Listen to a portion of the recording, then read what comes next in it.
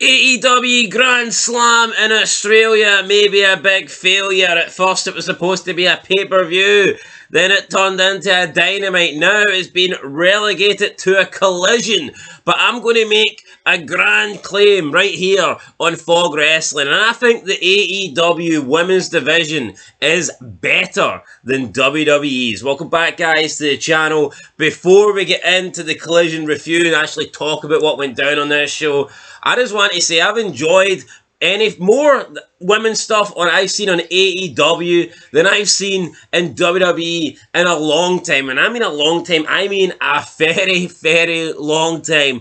Other than the Liv Morgan stuff that she was doing with Dominic Mysterio, I couldn't tell you the last time I actually thought women's wrestling was good in WWE. You look at AEW, they've actually got characters, they've actually got different looks, they're actually involved in stories, they actually put on better matches, and I truly believe that. Tony Khan, he used to be called the guy that didn't care about women's wrestling, but I think in the past year and a half, the guy has begun to showcase it, and Triple H, who was supposed to save women's wrestling from McMahon, I think women's wrestling since McMahon's left has went downhill. I look at WWE, what is there to like about it? You got Nia Jax, Tiffany, why did you eat everything in the fridge? No, she's more bored about the fucking fridge being empty, right, than her belt being stolen. Maybe instead of looking at Tiffany's direction, she'd go and look at that fat fuck Piper Niven.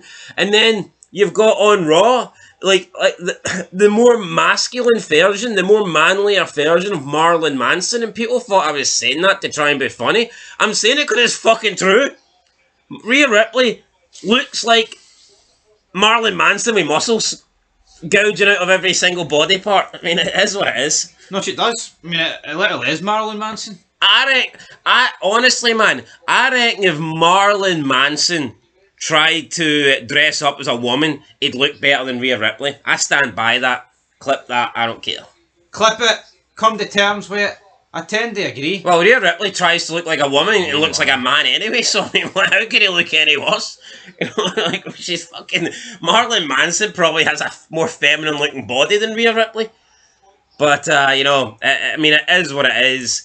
If you're a WWE fanboy, man, if you want to at least acknowledge that AEW has made massive strides. See once they got rid of Britt Baker and they pushed her out the window, we got Toni Storm with this timeless character, which is the best thing we've seen for a woman in years, hands down. I don't even think that can be denied. You know, she actually totally invented this new thing, and it's not like, what's Charlotte Flair do?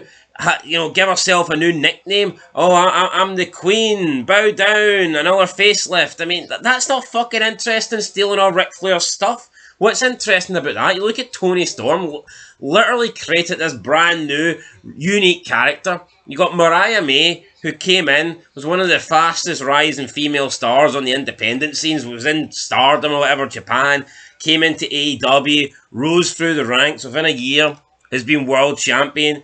I mean, can cut a good promo, fucking looks good. People even got upset when I said that AEW portray their women better than WWE. They don't understand what I mean by that, but the women are clearly hotter. They are booked and portrayed as actual women. See in WWE, man, they're just portrayed as female wrestlers, and that's it. No, I agree. Yeah, I mean, you look at Look at Jade Gargle, man. If you think that Tony, what was she better in, AEW or WWE? Seriously? No, of course, absolutely. No, absolutely. You know, you look at WWE, man. It's like all they try and push is like the butch women, with the odd exception. Yeah, no, there's a lot of attractive women in WWE, but they're not portrayed as hot women. People always love to throw, Julia and Stephanie Fakir in your face. Yeah, they're attractive, but they're not pushed on WWE as hot women. I mean, you can stare at their ass, but they're not portrayed as hot women. Wrestlers. They're portrayed as wrestlers. It's as simple as that. You never even really see. When do you actually see women in WWE come out when they're like cutting a promo and like dressing like femininely or looking elegant, like you would see Mariah May come out and looking? See, look at what did Charlotte Flair wear Honestly, she wore like something that you'd see at some sort of fucking. You'd expect Lady Gaga, some freak show, to wear at some like Hollywood, award ceremony. Yep. What was that? The Iron Board look comes out fucking flat, but that's better than what you're getting in AEW. Absolutely not. Right, you give your opinion. Do you agree here, man? Or am I spewing shit? No, I totally agree. I mean, Harley Cameron's done more with a puppet than Triple H has done with the women's roster in the last 18 months. Yeah, I mean, if you've not watched, I don't know if you've not watched AEW even the last few weeks, but Harley Cameron's been coming out and doing these like great promos with puppet Mercedes Moné, and it's been entertaining. I mean, we even got the halftime Harley fucking rock concert, which, normally that's only reserved for actual stars like The Rock. Here, I'd like to see Gunther try and put on a concert. I'd like to see Gunther try and be entertaining. Try is the key word. But AEW says better, right? Just for so many years. But see, Triple H, man, he just, compared to McMahon, like they've had one main event, the women in WWE, right? Like the last 57 pay-per-views, and it was the one with the Down Under's the problem here, mate. Where Rhea Ripley and Nia Jax, awful match, War Games match was awful. At least Tony Khan is utilising women, which they're good at. No, the only thing I could say about Toni Storm is she's doing stuff in AEW that she bashed them for trying to get her to do in WWE. Yeah, that's a bit hypocritical. I mean, is that to do with McMahon? Probably, but you know what? And the first thing she did when she left WWE is get her an OnlyFans, but doesn't change the fact that what she's doing is good. But that is weird, but you know what, man? But women will always be at their best when they're being feminine. Nobody apart from these cucks, these WWE loser fanboys, nobody wants to see ugly women acting like men. Nobody wants to see these masculine looking fucking men. Tori Wilson, Stacey Keibler, look how over they were. When did they act masculine? Even Rhea Ripley comes out and it's almost like the voice that she puts. When she cuts a promo, she puts on this really deep masculine voice. Yep. Who enjoys that? No, but you're saying who enjoys that, right? We have to look at the wrestling audience. This happens in AEW, it happens in WWE. Triple H, Kenny Omega. Who are they in the crowd with, pointing at signs? LGBT rights this, LGBT rights that. They love it. They love women that look like men, and they love men that look like women. It's as simple. That's what it's down to. And the core audience of wrestling, 90% of it are all libtards. They're all into that weird shite. Look, TNA, highest ever feud segment was Velvet Sky coming in and shaking her ass while getting in the ring. Is what it is. Yeah, but see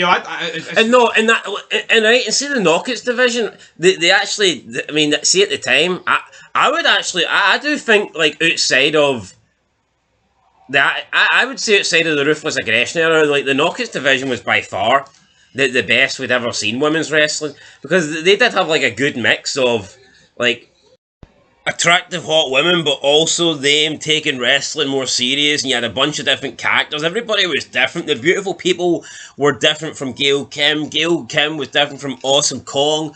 Awesome Kong was different from ODB. ODB was different from Taylor Wilde. They all look different. They all act. You look at the wrestling in W, and it's all bland, man.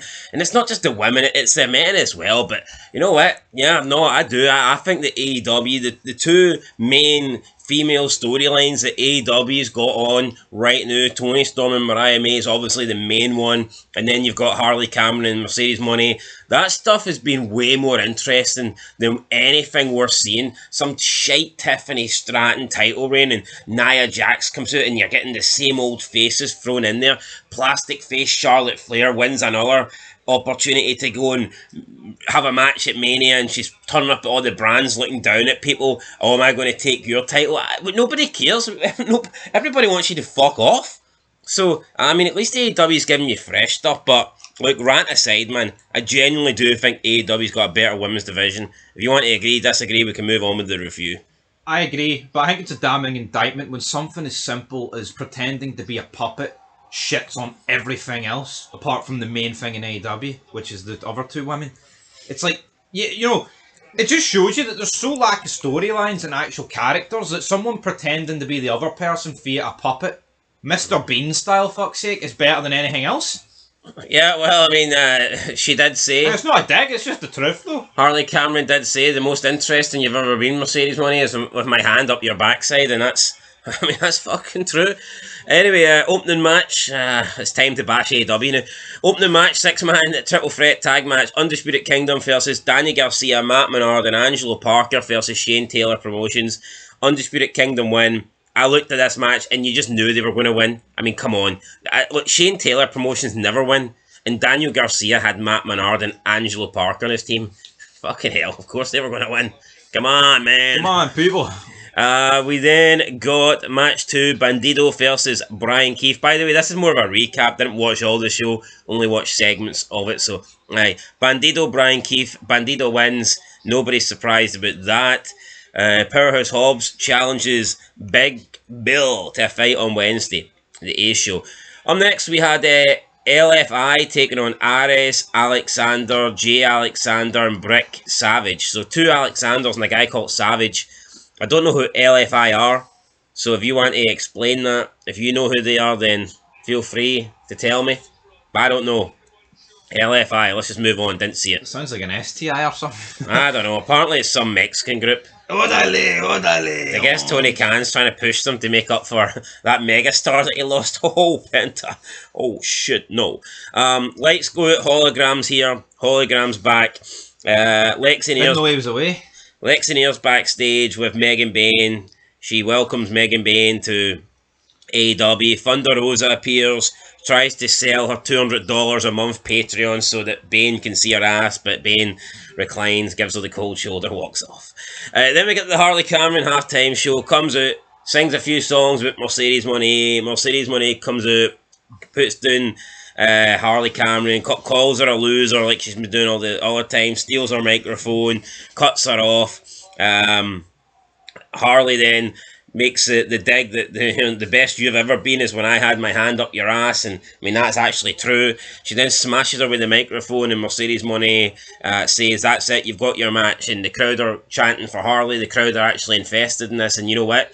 They should put the belt, I think, on Harley Cameron, but knowing Tony Khan, I don't think he will. I think he's a shite bag. I think Mercedes Moné has probably politicked her way to have that belt. I mean, I think the only way she'll drop that belt is when she's told she's getting the world belt. Hell, I wouldn't be surprised if she keeps all 4 belts and wins the world title at some point down the line. She's got 4 belts, folks, for fuck's sake. I mean, yo, even if they don't want to give her the TBS one, give her what I don't know what the other ones are.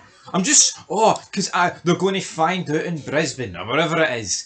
I'm the CEO. It's 3 letters. That's all it is. Doesn't mean dick. Doesn't mean hee-haw. Right, we get Dustin Rhodes versus Izzy James. Crossroads final curtain, finito. That's it. Dustin Rhodes wins in about 10 seconds. Thoughts on that? I mean, Dustin Rhodes absolutely jobbed clean out by MJF in a promo. But you know what? Dustin Rhodes, like, this guy is... Don't agree with him on a lot of things, but he's fucking better than Dusty and his brother. I'll give him that. Dustin says that MJF ain't the devil. He says he's been to hell, he's met the devil, he's kicked his teeth in, and he's crawled his way back on to planet Earth. And after 5 decades, Dustin is still here. We're going to get Dustin versus MJF in Austin. I mean, if Jeff Jarrett can be in the title picture, why can't Dustin Rhodes? I'd be all for it. No. Dustin Rhodes versus Jeff why Jarrett can't for the belt. Goldust finish the story? Finish the story, buddy.